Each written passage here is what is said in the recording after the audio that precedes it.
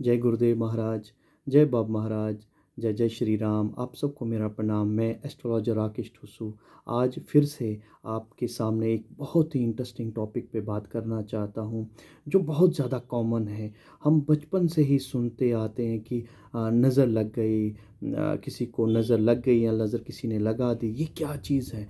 नज़र पे आज मेरा टॉपिक है कि क्यों होता है, कैसी क्या परिस्थितियाँ बनती हैं जब इंसान की कुंडली में ऐसे क्या संजोग बनते हैं ग्रहों की तरफ से कि किसी इंसान को नज़र लग जाती है, या कौन से वो लोग हैं जो नज़र लगाते हैं, किस प्रकार नज़र लगती है।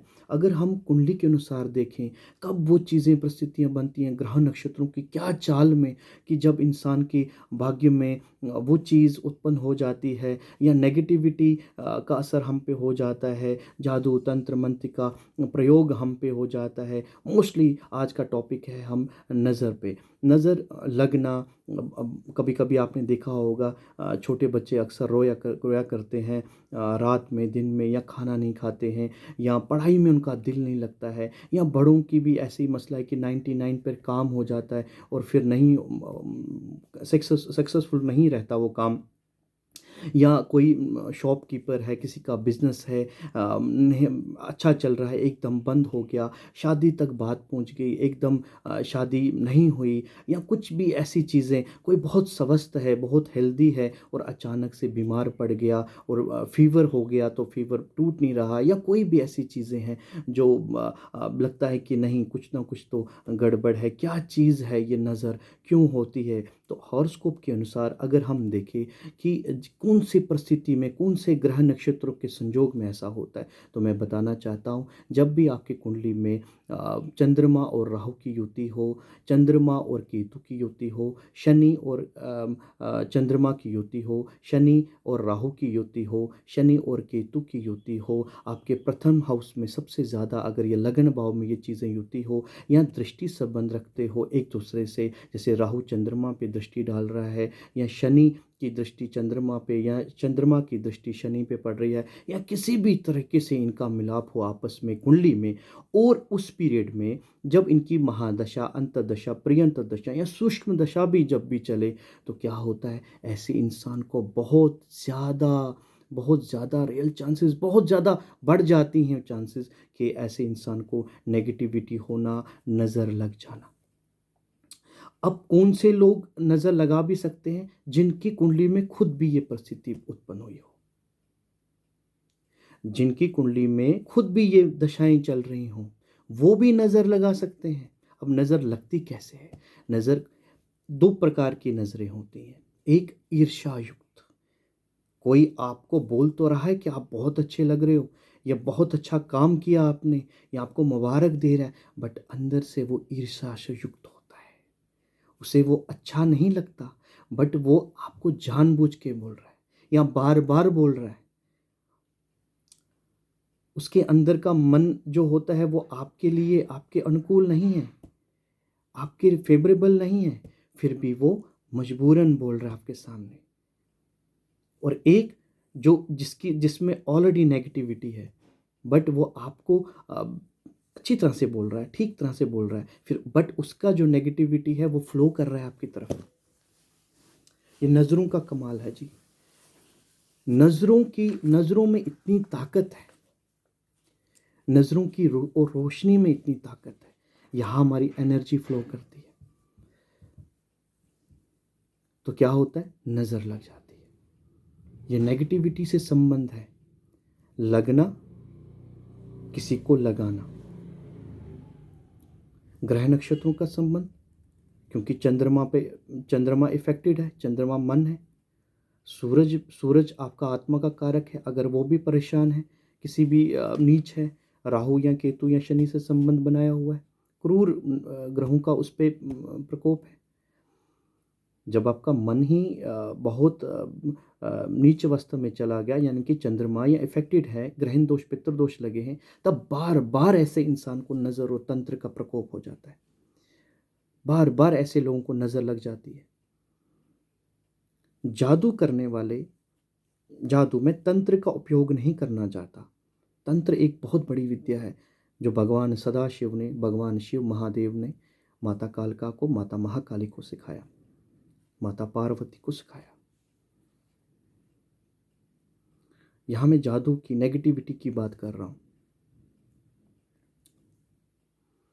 इन्हीं परिस्थितियों में, इन्हीं महादशा, अंतर्दशा, प्रियंतर दशा, जब राहु और चंद्रमा चले, शनि या चंद्रमा चले, या कोई ग्रहण दोष, पितृ दोष उत्पन्न हो और उसकी उस वक्त दशाएं चल रही हो, तब इंसान को नेगेटिविटी भी हो जाती है और जादू का असर भी हो जाता है और नज़र भी लग जाती है। ऐसे लोग मोस्टली जब चौराहे की तरफ चलें, तो अगर किसी ने अपना उतारा करके फेंका होता है, तो ऐसे लोगों को वो चीज़ उन पे आ जाती है, वो नेगेटिविटी उन पे चिपक जाती है। और दूसरा कारण मैं बताता हूँ, एक स्पिरिचुअल कारण बताता हूँ। कुछ लोग होते हैं जिनका ऑरा बहुत स्ट्रांग होता है, बहुत ज़्यादा, उसे देखा भी जाता है। किसी का बिल्कुल सफ़ेद, किसी का नारंगी होता है, किसी का लाल होता है, किसी का नीला होता है, अलग अलग ऑरा सबके होते हैं। जो स्पिरिचुअल लोग हैं वो देख लेते हैं। जो मेडिटेशन करते हों, जो जप करते हों, जो साधना करते हो, उनके आगे पीछे वो ऑरा इतना स्ट्रांग हो जाता है कि उनका कवच बन जाता है। जब यहाँ से कोई नज़र उन तक पहुँचती है नेगेटिविटी वाली, या कोई जादू या तंत्र या मंत्र कोई भी ऐसा उसमें प्रयोग किया जाए, मैं जादू ही बोलूँ तो उचित रहेगा, कोई भी उन पे अटैक होता है, तो उनका जो ऑरा होता है, उनका जो कवच होता है, उनके शब्द की जो ताकत होती है, वो इतनी होती है कि वो वापस चले जाते हैं, वो उनको इफ़ेक्ट नहीं करते। और जो जिनका ऑरा स्ट्रांग होता है, बट कुछ ऐसी कारणों के कारण, जैसे वो अपवित्र रहे, ये शब्द छोड़ दिया, भक्ति पूजा में मन नहीं लग रहा, छोड़ दिया, या कुछ भी ऐसी उन्होंने अपने जीवन में कुछ ऐसी चीज़ें कर लीं जिनके कारण उनका जो ऑरा है वो स्ट्रांग नहीं रहा, फिर उसमें से छेद हो जाते हैं। और वही छेद जो होते हैं, उन्हीं में से वो नज़र एंटर हो जाती है, उन्हीं में से वो जादू एंटर हो जाता है, उन्हीं में से वो नेगेटिविटी उस तक पहुंचती है। और जब पहुंचती है तो फिर आपको तो सबको पता ही है कि नज़र क्या कर सकती है। तो इसलिए अपनी कुंडली को देखें, अपनी दशाओं को देखें, जितना भी हो सकता है जब तब ध्यान, मेडिटेशन, ऊर्जा, उस ऊर्जा को आप फील कर पाएंगे। जब आप जप करेंगे उस ऊर्जा को फील कर पाएंगे, उस ऑरा को आप फील कर पाएंगे, इवन कि दूसरे के ऑरा को भी देख पाएंगे।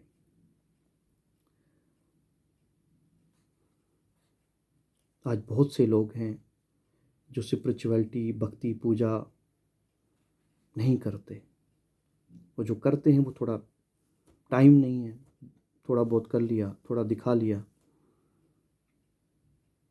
भक्ति, पूजा, पाठ, दान, धर्म, यज्ञ, ये बहुत ज़्यादा इम्पोर्टेंट है।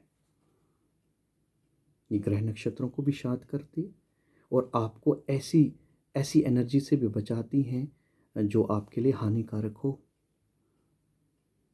बच्चों को क्यों सबसे ज़्यादा नज़र लगती है? क्योंकि बच्चों का ऑरा जो होता है बहुत वीक होता है, क्योंकि वो छोटे होते हैं। तो अपने ग्रह नक्षत्रों को देखें, अपना ऑरा जो अपनी भक्ति है, पूजा है, जप तप है, उसे बहुत स्ट्रांग रखें। आप जिस देवी देवता की भक्ति करते हैं, जिस गुरु भगवान की भक्ति करते हैं, तो आप, ये भी देखा गया कि अगर आप कंटिन्यूसली किसी भी एनर्जी के साथ संपर्क में रहते हैं, तो हमारे गुरुजी कहते थे कि आप जिस देवी देवता की उपासना करते हैं, जिस गुरु की उपासना करते हैं, अगर वो स्पिरिचुअल हो बहुत ज़्यादा, तो आप पे आने से पहले कोई भी विपदा उनको पता चल जाती है, फिर उसका वो समाधान करते हैं आप तक पहुंचने से पहले। जिक्र अगर आप उसका करेंगे तो वो फिक्र करना शुरू होगा, वो फिक्र करना स्टार्ट कर देंगे आपकी, भगवान, देवी देवता, गुरुजन। बट अगर आप उसका जिक्र ही नहीं करें, यानी कि जिक्र से मेरा तात्पर्य है कि अगर आप राम राम ही ना जपे, भक्ति ना करें, पूजा ना करें, तो फिर कैसे चलेगा?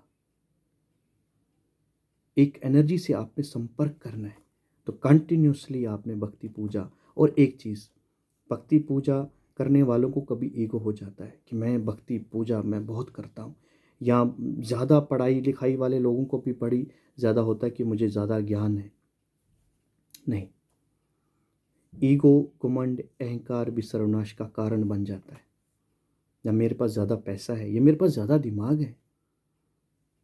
ठीक है, वो किसी और दिन बात करेंगे उस टॉपिक पे। बट आज का टॉपिक हमारा ये है कि नज़र लगना, जादू लगना, और ये कैसे इसका इफ़ेक्ट होता है, कौन लोग इसको आप तक पहुँचा सकते हैं, और कैसे आप तक ये पहुँचती है। अब इसके मैं कुछ कुछ उपाय बताता हूँ।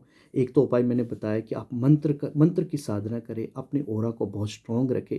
दूसरा उपाय है, जब भी आपको लगे कि किसी बच्चे में, किसी मेल फीमेल में, किसी बड़े या बूढ़े में कहीं भी कुछ भी ऐसा नज़र लगता है, तो क्या करें। फर्स्ट मेरा जो उपाय रहेगा वो रहेगा नींबू। नींबू में बहुत ही ताकत होती है। आप उससे एंटी क्लॉकवाइज उस इंसान से, उस बच्चे से, या किसी भी जिस पे नज़र लगती है उस पे आप 7 बारी एंटी क्लॉकवाइज को घुमा दें, गैस पे जलाकर, पूरा ब्लैक जब तक ना हो जाए। कभी कभी इसमें आवाज़ आ सकती है तो समझना कि बड़ा एक्यूट नज़र थी, जलाकर बाहर फेंक दे। और चौराहे पे मैं कभी नहीं बोलूँगा फेंकने के लिए, क्योंकि चौराहे पे अगर आप फेंकेंगे तो आपकी बला किसी और पे भी टकर सकती है, वो फिर पाप होगा, उसे परमात्मा कभी बख्शते नहीं। एक ये उपाय हो गया। दूसरा, फटकरी से भी, फटकरी भी एंटी क्लॉकवाइज उस इंसान, उस बच्चे से जिस पे नज़र लगी है, उसे आप घुमाएं। उसके घुमाने के बाद आप उसे जला दें।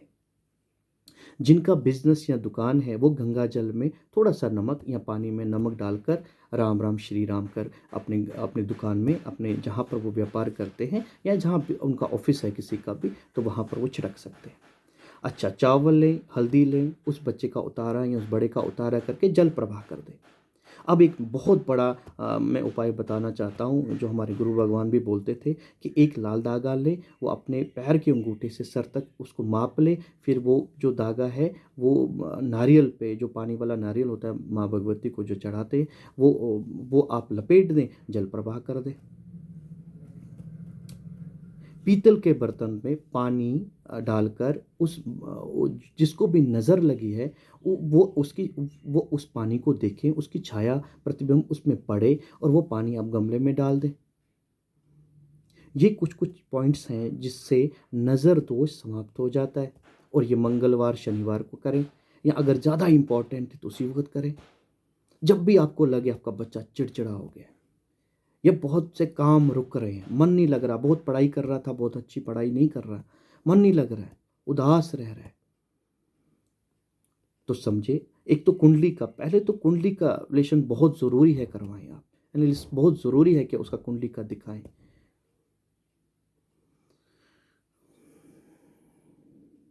तो ये प्रयोग आप ये कर सकते हैं। अगर ज़्यादा किसी को प्रॉब्लम है तो नींबू वाला प्रयोग वो 11 दिन कंटिन्यूसली करें। ये कुछ मैंने आपको उपाय बताए हैं।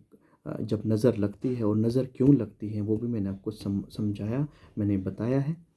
तो कभी कभी खुद की भी नज़र लग जाती है, तब भी ईश्वर के शरण में जाना कि कहना चाहिए कि मैंने अपने काम की ये मैंने अपने काम को बोला कि मैंने बहुत अच्छा किया, मैंने ये चीज़ें की। कभी कभी खुद की भी होती है, तो परमात्मा से उसकी भी क्षमा याचना भी करें, और उनको बोलें कि मुझ पर आशीर्वाद रखें कि किसी चीज़ की नज़र ना लगे, मुझे खुद की भी नज़र ना लगे।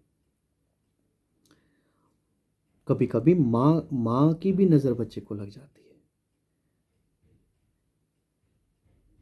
ऐसा भी होता है, ऐसा भी देखा गया है। क्योंकि उन लोगों को भी किसी की नज़र लगती है, वो नज़र ट्रैवल करती है। जैसे मुझे किसी की नज़र लगी और मेरे पे वो घूम रही है, मैं जब किसी को देखूं तो वो मुझे छोड़ के दूसरे में ट्रांसफ़र हो जाती है। जो लोग बोलते हैं ना कि हमारा मन बड़ा साफ है, हमने तो बोल ही दिया था, और सच में ऐसा होता है।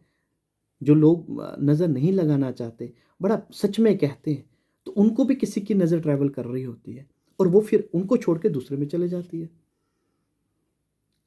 और जो कुछ लोग होते हैं जो जानबूझ के बोलते हैं, जिनमें बड़ी नेगेटिविटी होती है, और वो जानबूझ के बार बार बोलेंगे, बार बार बोलेंगे, या आपकी ऊर्जा से दूसरे की ऊर्जा में ट्रांसफ़र हो सकती है। अब आपकी ऊर्जा नेगेटिव है या पॉजिटिव है, ये ट्रांसफ़र होती है।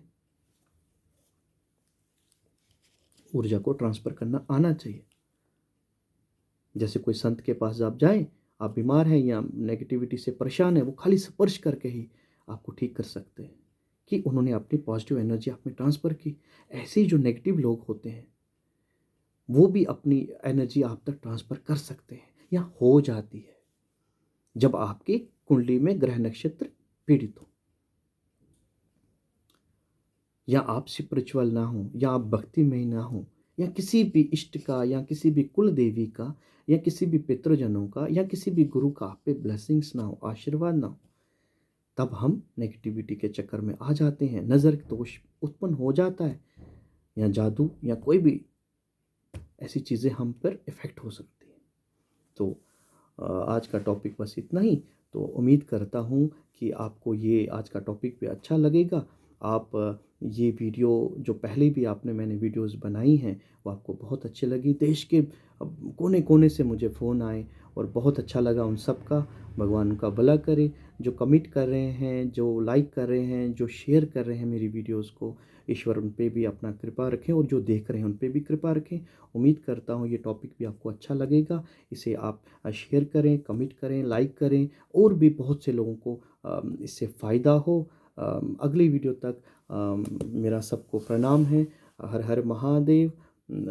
सब भगवान आप पे कृपा बनाए रखे, और हम पे भी। अगले वीडियो के साथ अच्छे से टॉपिक के साथ फिर आपके सामने हाजिर होऊंगा। तब तक के लिए हर हर महादेव। जय जय श्री राम।